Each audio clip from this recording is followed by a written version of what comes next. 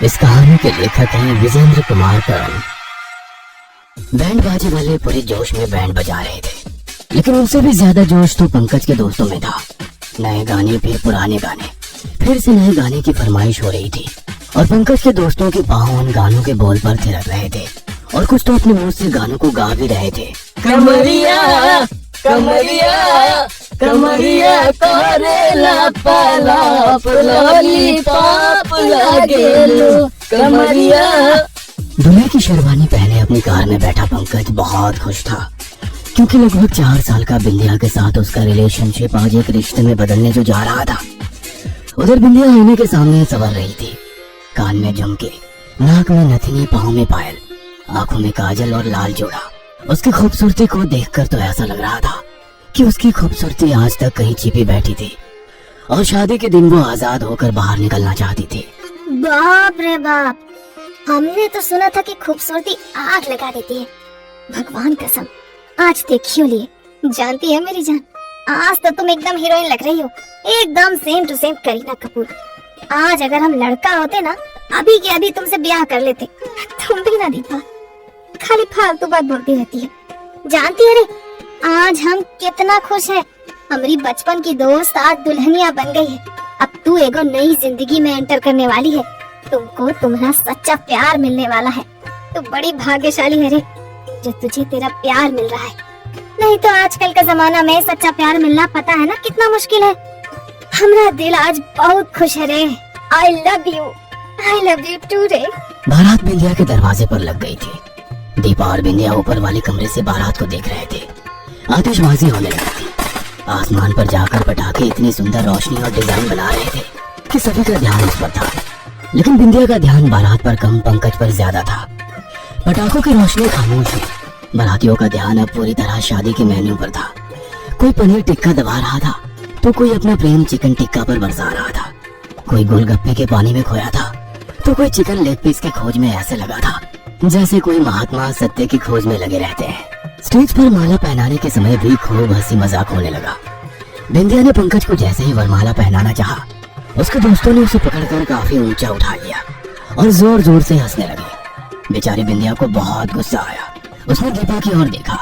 दीपा ने उसका हाथ पकड़ा और स्टेज से उतरने की एक्टिंग करने लगी, लेकिन तभी पंकज की आवाज बिंदिया के कानों में आई, बिंदिया आई लव यू। बिंदिया ने पीछे मुड़कर देखा तो पंकज स्टेज पर घुटनों के बल बैठा था और उसने वरमाला को कुछ इस तरह से पकड़ रखा था जैसे कि उसने हाथ में गुलाब का फूल लिया हो और प्रपोज के लिए बैठा हो। उसे देखकर बिंदिया जोर जोर से हंसने लगी। पूरे 5 मिनट तक वो हंसती रही। 5 मिनट तक उसका हंसना नॉर्मल था, लेकिन वो तो हंसती रही जोर जोर से, बहुत जोर से। अब बिंदिया, क्या हुआ है तुमको? बिंदिया ने पंकज की ओर ऐसे देखा जैसे कि वो उसे जानती ही नहीं, उसे वो पहली बार देख रही हो। क्या हुआ बिंदिया, तुम हमको ऐसे टुकुर टुकुर काहे देख रही हो? लेकिन बिंदिया उसे घूरती रही और फिर वो उसके ऊपर ऐसे कूद गई जैसे कोई जानवर किसी पर हमला करता है। पंकज नीचे जमीन पर गिर पड़ा। बिंदिया और भी जोर जोर से हंसते हुए उसके ऊपर सवार हो गई और जो भयानक लग रही थी उसकी हंसी। शादी का वो माहौल एकदम से बदल गया था। सभी के चेहरे पर डर ने दस्तक दे दी थी। किसी को समझ में नहीं आ रहा था कि अचानक बिंदिया को क्या हो गया है। बिंदिया की माँ, चाची, बुआ, सभी का दिल जोर जोर से धड़क रहा था। वो बिंदिया पुकार रही थी। तभी बिंदिया ने उनकी ओर घूर कर देखा और उसने अपने नाक में पहनी नथुनी को जोर से खींचना शुरू कर दिया। अरे ये क्या कर रही है रे? बिंदिया, हमार बिटिया, ये ना कर। बिंदिया की पूरी नाक लहूलुहान हो गई थी। खून की बूंदें पंकज की शेरवानी पर गिर रही थी। वो बिंदिया की गिरफ्त से निकलना चाहता था, लेकिन लाख कोशिश के बावजूद भी ये संभव नहीं हो रहा था। अचानक बिंदिया पंकज की छाती से उतरी और जमीन पर लेटने लगी। उसके बाद वो ऊपर उठी और हाथ और पैरों के सहारे पीछे की ओर तीर की तरह झुक कर चलने लगी, बहुत तेजी से। इस तरह उसे चलता देख सभी की सांसें रुक गई थी। बैंड बाजे वाले तो अपना सारा सामान वहां छोड़कर भाग गए थे। कुछ देर बाद बिंदिया ने उल्टा चलना छोड़ा, लेकिन उसके बाद उसका शरीर हवा में ऊपर की ओर उठने लगा। उसे देखकर ऐसा लग रहा था कि वो ऊपर उड़ रही हो। बिंदिया ने अब हंसना बंद कर दिया था और वो जोर जोर से रोने लगी।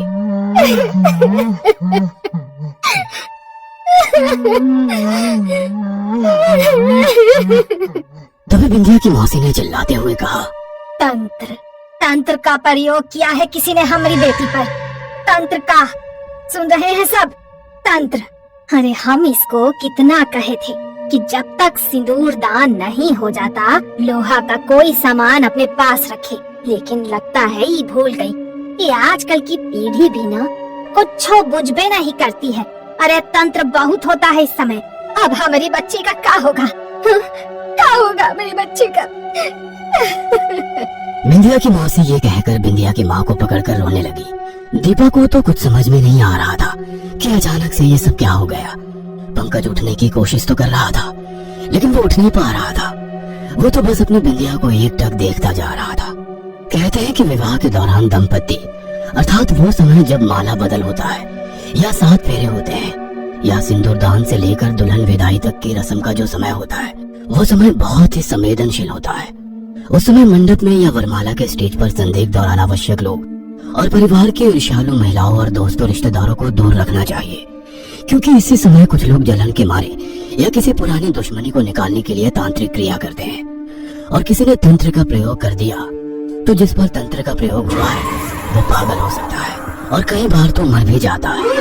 भारत के कई इलाकों में ऐसा भी देखा गया है कि जब मंडप में सिंदूर दान होता है तो इस प्रक्रिया को बहुत ही गुप्त रूप से किया जाता है। मंडप में माता पिता और बिल्कुल नजदीकी रिश्तेदारों के अलावा और लोगों को दूर रखा जाता है। यही नहीं, दुल्हा दुल्हन की गांठें बांधी हुई चुनरी में कोई कुछ डाल ना पाए या विदाई के समय वो कपड़ा कोई चोरी ना कर ले, इस बात का भी विशेष ख्याल रखा जाता है। चली आ रही परंपरा के अनुसार शादी की हल्दी की रस्म के बाद से ही लोहे का कोई भी छोटा या बड़ा सामान अपने साथ रखने का भी नियम है। कहते हैं ऐसा करने से तंत्र निष्फल हो जाता है, लेकिन ये गलती तो विंध्या ने कर दी थी। लोहे का कोई भी टुकड़ा उसके पास नहीं था, ना तो उसके हाथ में ना ही उसके कपड़ों से बंधा। थोड़ी देर बिंदिया हवा में वैसे ही लटकी रही। वह जोर जोर से रोती भी रही और फिर अचानक दम से नीचे आ गिरी। बिंदिया बेहोश हो गई थी। कुछ देर पहले किसी हीरोइन की तरह दिखने वाली बिंदिया का चेहरा इतना भयानक लग रहा था कि एकटक उसकी और कोई देख भी नहीं रहा था। पंकज की आंखों में आंसू थे। वह धीरे धीरे चलता हुआ अपनी बिंदिया के पास गया और उसे गले लगाते हुए कहा, क्या हो गया रे तुमको? क्या हो गया? हम तुमको बिहार के ले जाने आए थे रे, लेकिन ये सब क्या हो गया? हमारी बिंदिया को किसकी नजर लग गई? रोते हुए पंकज को उसके माता पिता और रिश्तेदारों ने संभाला, लेकिन वो रोता ही रहा। आज बहुत थकी हुई लग रही हो, क्या हुआ? हाँ, तबीयत कुछ ठीक नहीं है। कल बारिश में भीग गई थी, जुकाम भी हो रखा है। अरे फिर कैंसिल कर देती ना आज का मिलना। तुम बहुत आसानी से बोल देती हो, लेकिन हम इतना आसानी से कर नहीं पाते, क्योंकि हमें तुम्हारी लत जो लग गई है। देखो अब तुम वो गाना मत गाने लग जाना, वो लत लग गई वाला।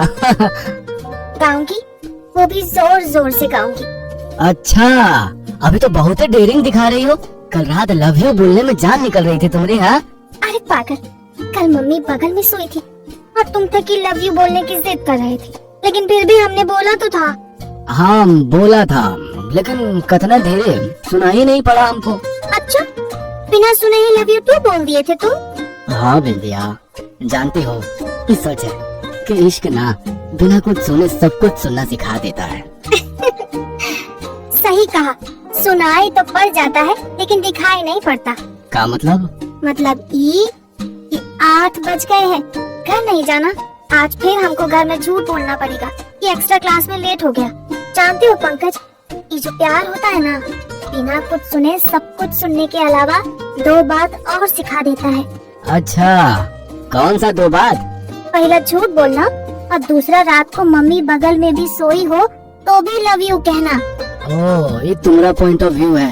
हम तो इसे ऐसे देखते हैं कि जो प्यार है ना, वो मैनेजमेंट सिखाता है, टाइम मैनेजमेंट, रिस्क मैनेजमेंट, और जाते जाते किस दे दो तो किस मैनेजमेंट भी। जिस तरह टोल गेट पर टोल लगता है ना, वैसे ही तुमसे मिलने के बाद हमको एगो किस देना ही पड़ता है। बातों को सोच पंकज की आंखें बार बार भीग रही थी। 10 दिन हो गए थे बिंदिया के साथ घटी उस घटना के। बिंदिया को एक अलग कमरे में रखा गया था, क्योंकि वो कभी भी उग्र हो जाती, कभी जोरों से रोती, कभी हंसने लगती, कभी वो फिर उसी तरह पीछे की ओर चली। तो कभी उसका शरीर हवा में उड़ जाता। इस बीच घर वालों ने डॉक्टर से भी कंसल्ट किया, लेकिन मेडिकल की दुनिया में इसका कोई ट्रीटमेंट नहीं था। डॉक्टरों ने उसे नींद की गोलियां देनी शुरू कर दी थी। जब तक उन गोलियों का असर रहता वो सोई रहती, लेकिन जागने के बाद फिर से वही हालत हो जाती। इन 10 दिनों में बिंदिया हड्डियों का ढांचा बनकर रह गई थी। पंकज हर दिन उससे मिलने आता, उसे दूर से देखता और चला जाता। इस बीच उसके घर में भी बात होने लगी थी कि बिंदिया पागल हो गई है। पंकज को दूसरी लड़की के बारे में सोचना चाहिए, लेकिन सच्चा प्यार बहुत जिद्दी होता है, बहुत ही जिद्दी।